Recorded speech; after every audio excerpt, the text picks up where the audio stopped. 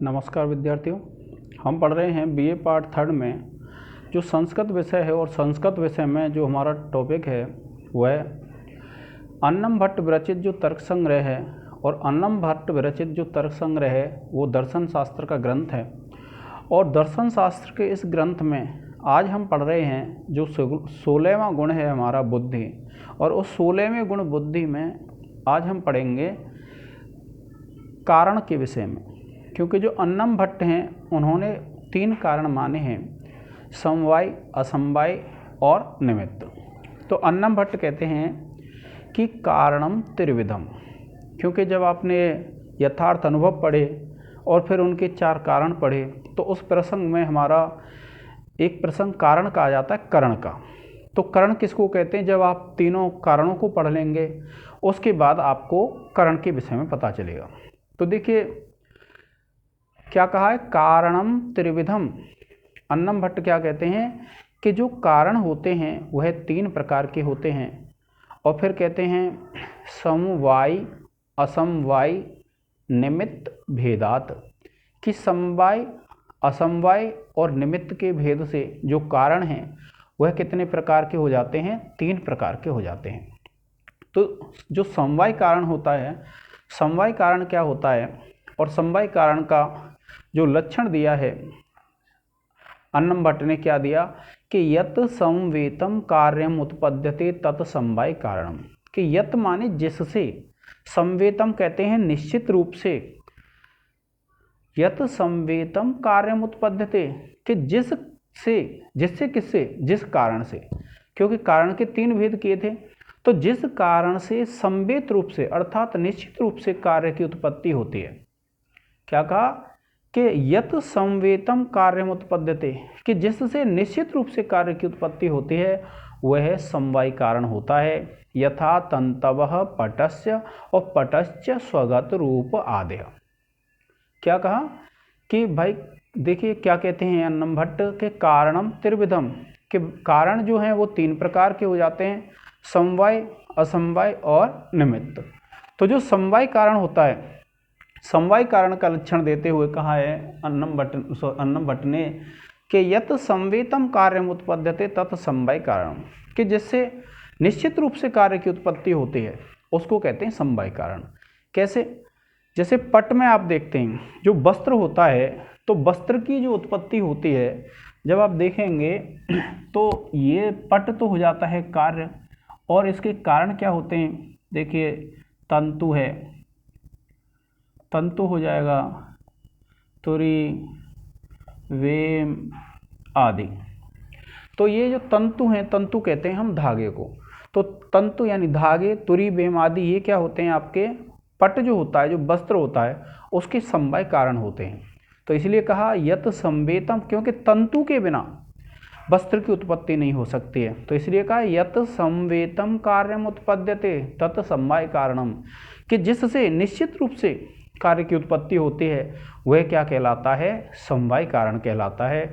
और निश्चित रूप से किससे होती है? जैसे हम तंतु और पट वाला जब उदाहरण देखते हैं तो जो तंतु होता है, तंतु कहते हैं हम धागे को, और जो धागा होता है, धागा, उसके अलावा, धागे के अलावा तुरी होती है, वेम, ये औजार हैं तुरी, वेम आदि वस्त्र बुनने के, ये जुलाहे जो होते हैं उनके पास पाए जाते हैं।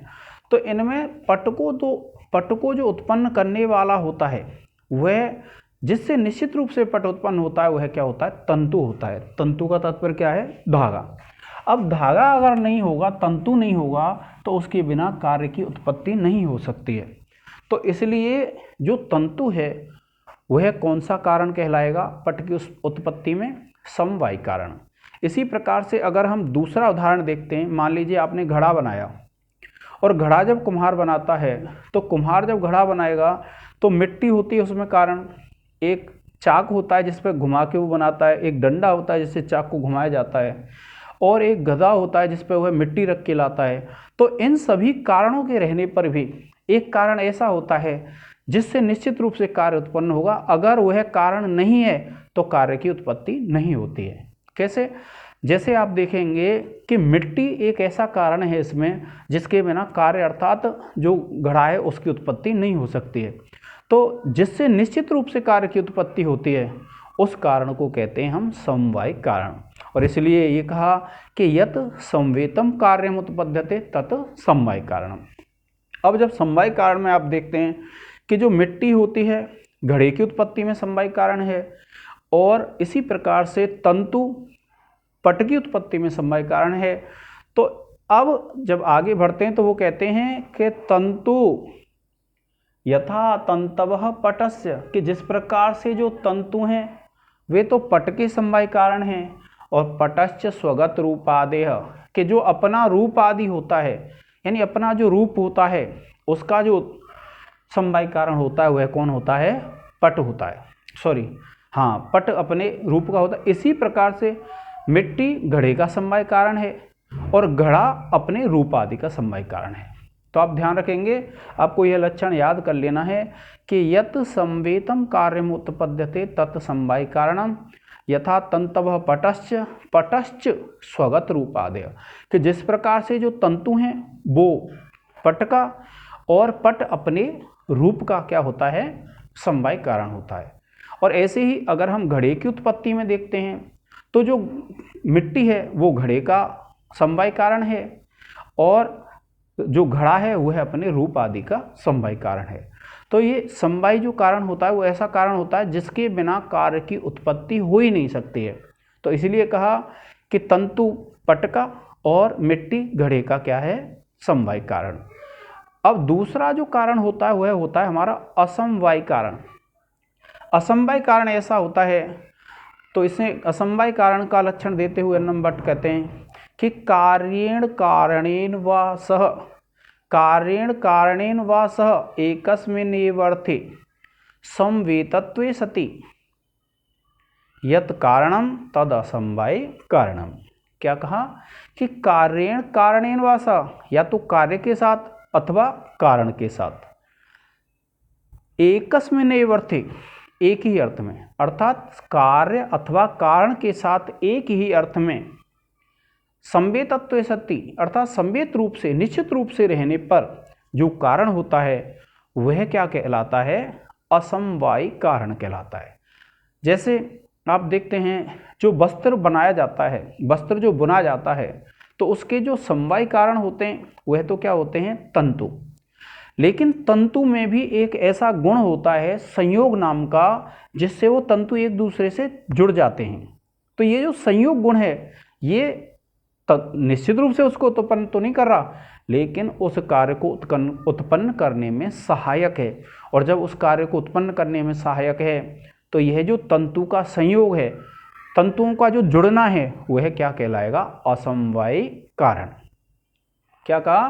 कारणेन वा सह एकस्मिन्नेव अर्थे संवेतत्वे सति यत् कारणम तद असमवाय कारणम, कि कार्य अथवा कारण के साथ जो एक ही अर्थ में, अर्थात जो पट है उसकी उत्पत्ति में ही संवेतत्वे सति, संवेत रूप से रहता है, निश्चित रूप से रहता है, वह असमवाय कारण कहलाता है।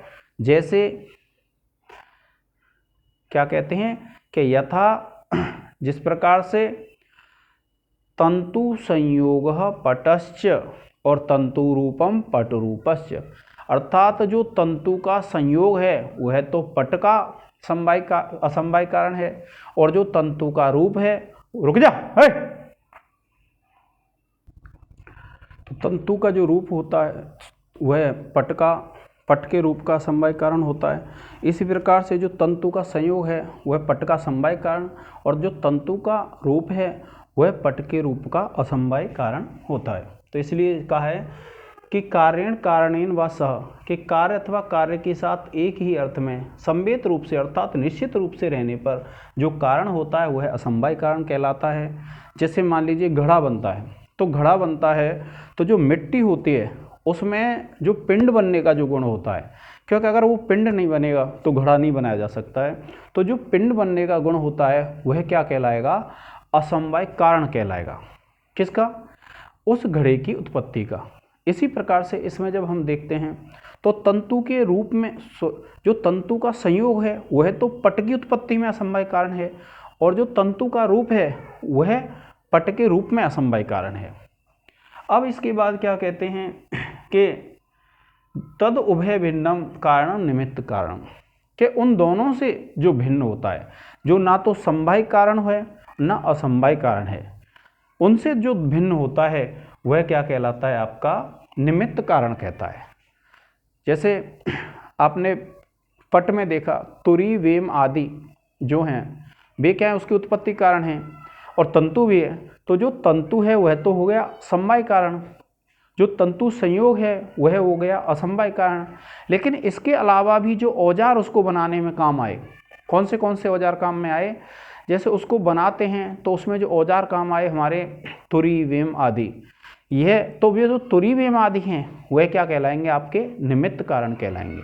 इसी प्रकार से जब आप घड़े की उत्पत्ति करते हैं, घड़े को बनाते हैं, तो मिट्टी समवाय कारण है, मिट्टी में जो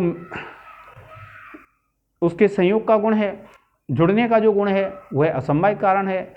और उसके अलावा जब आप देखते हैं जैसे कुम्हार है, डंडा है, चाक है, ये जो सब होते हैं वह क्या होते हैं, उसके निमित्त कारण होते हैं। तो ये जो कारण त्रिविधम है, वैशेषिक दर्शन में जो स्वीकार किया गया है कि 3 कारण होते हैं, इन 3 कारणों का जो प्रकरण है आज समाप्त हो जाता है। तो आज के इस लेक्चर में विद्यार्थियों इतना ही। जय हिंद, जय भारत।